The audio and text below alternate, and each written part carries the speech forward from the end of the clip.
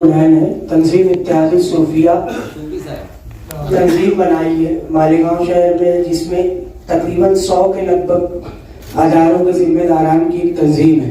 औकाफ के ताल्लुक से ही हमने ये तंजीम बनाई है। हमें बहुत खुशी हुई कि आप तमाम हजरात ने इस पर कोशिश की है। तंजीम इत्तेहाद सूफिया की जानिब से भरपूर हिमायत है। हमारा 3 जो है आप लोगों से गुजारिश है कि वक्फ दस्तावेज को डिजिटलाइज किया जाए और वक्फ बोर्ड की डिजिटल लाइब्रेरी बनाई जाए और IT एक्सपर्ट का इस पे जो है आप मदद ली जाए। साथ ही साथ शहर लेवल पे वक्फ बोर्ड की एक ऑफिस बनाई जाए जिसको शहरी हालात समझने में आसानी हो। और बिलखुसूस हैदर आजम साहब का शुक्रिया के साथ आपने इस मीटिंग में हमें दावत दी, बहुत बहुत शुक्रिया। और इस तहरीक पे हमारी भरपूर हिमायत है। जहाँ तक आपको हमारी ज़रूरत पड़े भरपूर आपको मुकम्मल ताईद हिमायत के साथ शुक्रिया। नाम सुना होगा आपने मालेगांव, और लगभग वो 98% मुस्लिम आबादी वाला शहर है। और वहाँ पे बहुत सारे मदरसे बड़े बड़े और बहुत सारे एजुकेशनल इंस्टीट्यूशन हैं जहाँ पे माइनॉरिटी के स्पेशली मुस्लिम बच्चे जाकर के पढ़ाई करते हैं और तालीम हासिल करते हैं। अस्सलामु अलैकुम वरहमतुल्लाहि वबरकातुहू। तंजीम इत्तेहाद सूफिया मालेगांव का वफ़द आज मोरखा 13 जून 2023 को मुंबई में सह्याद्री स्टेट गेस्ट हाउस में पहुंचा है। हैदर आज़म साहब और शब्बीर अंसारी साहब की दावत पर अक़लियती उमूर की वज़ीर मरकज़ी वज़ीर मोहतरमा स्मृति ईरानी साहिबा के 2 जॉइंट सेक्रेटरी के बीच में वक्फ़ अमलाक की मसाइल के ताल्लुक़ से बातचीत करने के लिए पूरे महाराष्ट्र से वक्फ़ अमलाक के ट्रस्टियान ज़िम्मेदारान की मीटिंग बुलाई, जिसमें तंजीम इत्तेहाद सूफिया को भी दावत दी, जिसकी नुमाइंदगी करने के लिए हमारे साथ में सूफ़ी मोहम्मद रमज़ान चिश्ती साहब, मोहम्मद रमज़ान मोहम्मद अब्बास साहब और दीगर रुफ़क़ाए कार शामिल है।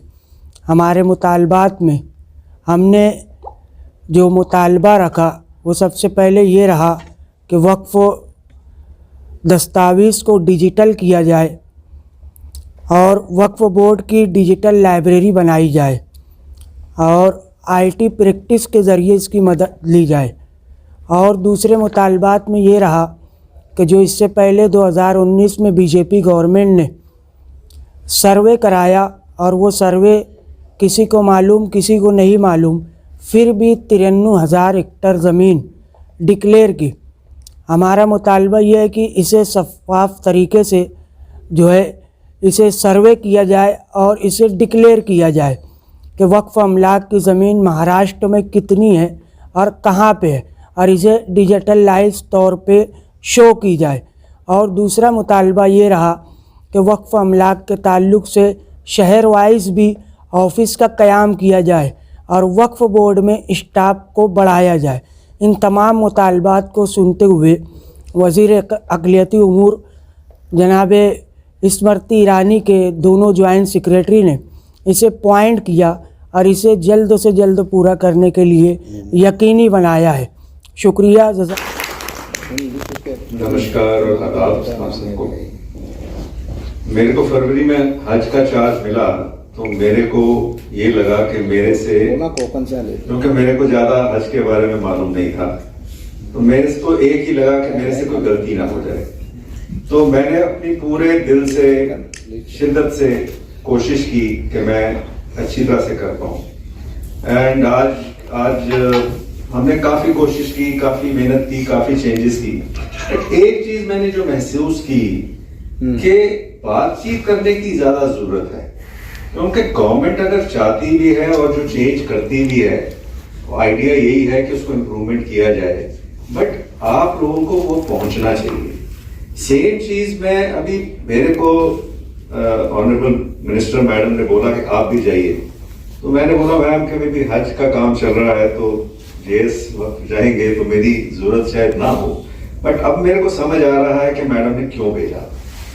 बहुत बड़ी समस्याएं हैं, मेरे को मैं समझ पा रहा हूं कि बहुत बड़ा इशू है, और इसमें एक अपॉर्चुनिटी भी है कि इतनी बड़ा एक land pool, I think third biggest land pool है आफ्टर रेलवेज और आर्मी एंड उसके बाद आपका, तो उसको दो चीजें मेरे को इमीडिएटली मैंने त्योतिया जी से मैंने स्टैटिस्टिक्स मांगे कुछ, ताकि मैं आपके सामने आऊं तो मेरे को कुछ पता होना चाहिए।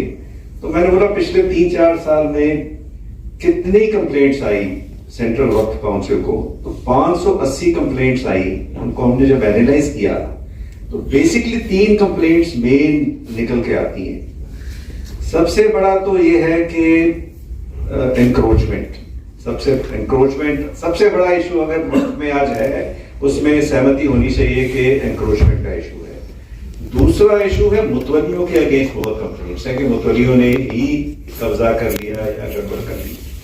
और तीसरा है जो आपने बार बार बोला कि जो आपकी स्टेट हज कमेटी है, सीईओ है, वो ही जो है जो एंटी वक्फ काम करे, मतलब कि कम्युनिटी के लिए काम करने की जगह उनके अगेंस्ट काम कर रहे हैं, तो आप उनके इंटरेस्ट के अगेंस्ट काम कर रहे हैं। तो ये 3 चीजें बहुत क्लियर निकल के आई।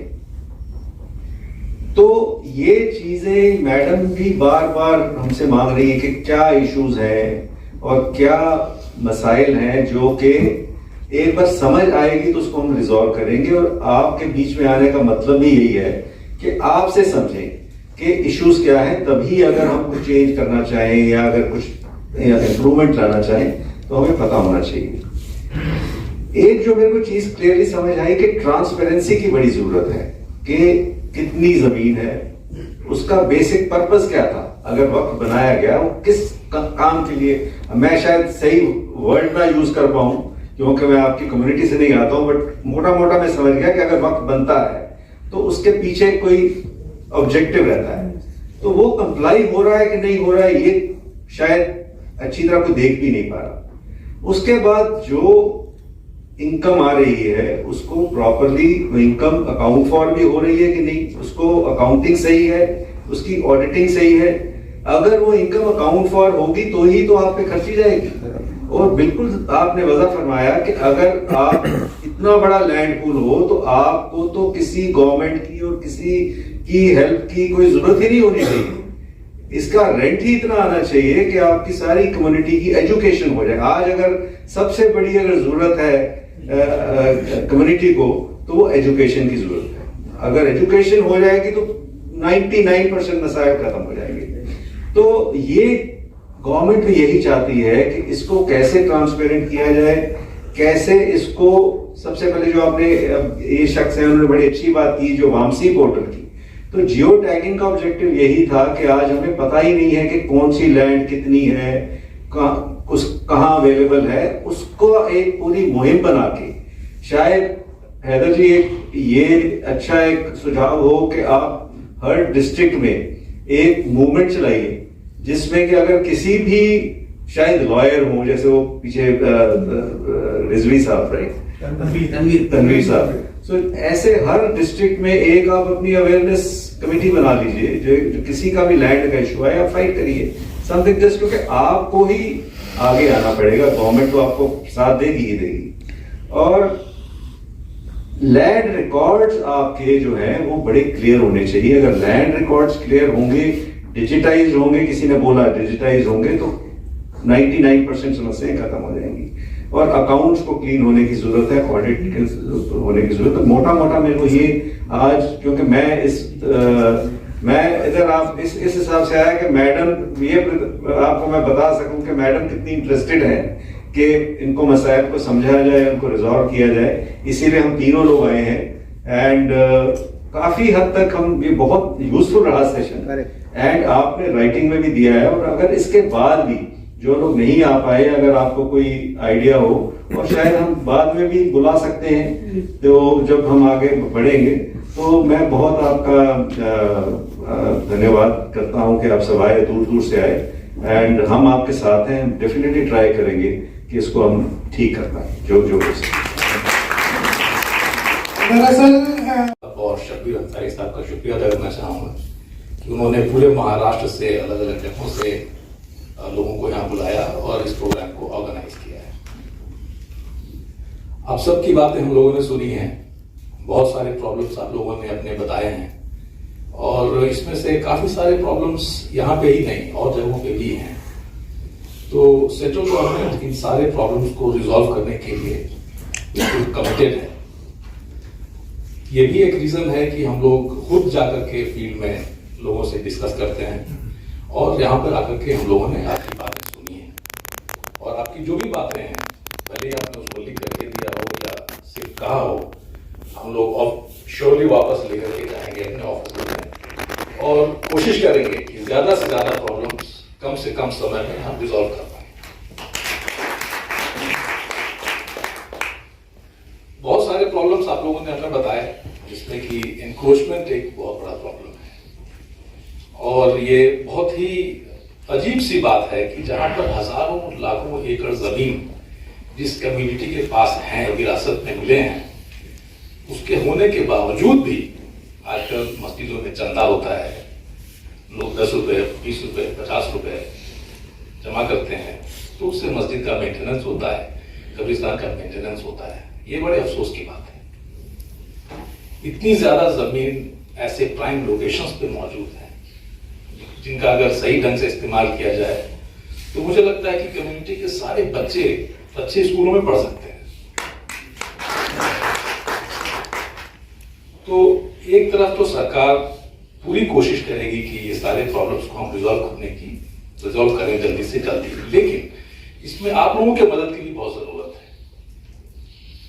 जैसे कि आप लोगों ने ये इश्यूज हमें बताए, ऐसे इश्यूज आप लोग अगर सेंट्रल गवर्नमेंट को रेगुलरली उसकी नोटिस में लाया करेंगे, इंक्रोचमेंट कहाँ कहाँ पे हो रहे हैं, कैसे उनको रोकना है, ये सजेशंस अगर आप देते रहेंगे तो सेंट्रल गवर्नमेंट उसको देखेगी। भले ही ये state government, state Waqf board direct maintenance of Waqf में इन्वॉल्व होते हैं, वक्फ का जो डायरेक्ट मैनेजर है वो तो मुतवल्ली ही है, लेकिन स्टेट वक्फ बोर्ड एक बहुत ही इंपॉर्टेंट रोल अदा करता है। इसीलिए मैं देख रहा हूं कि बहुत सारे आपके कंप्लेन स्टेट वक्फ बोर्ड के खिलाफ भी हैं। आप लोगों ने ये भी कहा कि कुछ मेंबर्स हैं जो कि चेंज होने चाहिए, कुछ एक्शंस हैं जो कि वक्फ बोर्ड को समय पर लेना चाहिए, लेकिन वो लोग छोड़ देते हैं, सालों साल तक छोड़ देते हैं। तो ये भी बात है कि इस वक्फ बोर्ड में जो भी मेंबर्स हैं या चेयरपर्सन हैं, वो सब इलेक्टेड मेंबर्स हैं, अलग अलग कैटेगरी के इलेक्टेड मेंबर्स हैं। तो कैसे हम इसको बदल सकते हैं, ये भी बहुत ही इंपॉर्टेंट बात आप लोगों ने रेज की है। कैसे हम ऐसे मेंबर्स को उसमें डालें जिससे कि वक्फ बोर्ड और वक्फ की भलाई के लिए वो सही समय पर काम करें, प्रॉब्लम्स को रिजॉल्व करने की कोशिश करें। बहुत सारे प्रॉब्लम्स आप लोगों ने बताए हैं और लिख करके भी दिए हैं, तो जाकर के हम लोग सबको कंपाइल करेंगे और कोशिश करेंगे कि आपके यहाँ ये सारे प्रॉब्लम, जैसे कब्रिस्तान का प्रॉब्लम जो आपने बताया, ये प्रॉब्लम यहाँ के वक्फ बोर्ड से रिजॉल्व होना चाहिए, यहाँ के स्टेट गवर्नमेंट से रिजॉल्व होना चाहिए और वहां से हम लोग ये कोशिश करेंगे कि ये दोनों ऑर्गेनाइजेशंस आप लोगों के कम से कम इस कब्रिस्तान के प्रॉब्लम को जरूर अटेंड करें, क्योंकि ये एक बहुत ही इमीडिएट प्रॉब्लम है और इसको रिजॉल्व करना बहुत ही जरूरी है। तो कुछ इसमें से ऐसे इश्यूज हैं जिसपे हम लोग इमीडिएट एक्शन की कोशिश करेंगे, कुछ ऐसे इश्यूज हैं जो कि हो सकता है कि थोड़ा समय लगे, जैसे कि वक्फ बोर्ड के कॉन्स्टिट्यूशन को ही चेंज करना, इसमें रूल को चेंज करने की जरूरत पड़ सकती है, इसमें हमारे जो रेगुलेशन है उसको चेंज करने की जरूरत पड़ सकती है, तो उसमें समय लग सकता है। लेकिन हमारी पूरी कोशिश ये होगी कि आपके जो जितने भी सुझाव हैं उन सब पर हम लोग गौर करें और हमें जो भी रेगुलेशंस में चेंज करने की जरूरत है या इंस्ट्रक्शंस इशू करने की जरूरत है, वो सारे इंस्ट्रक्शंस हम समय पर इशू करते हैं जिससे कि आपके प्रॉब्लम्स रिजॉल्व हो जाए। Thank you very much.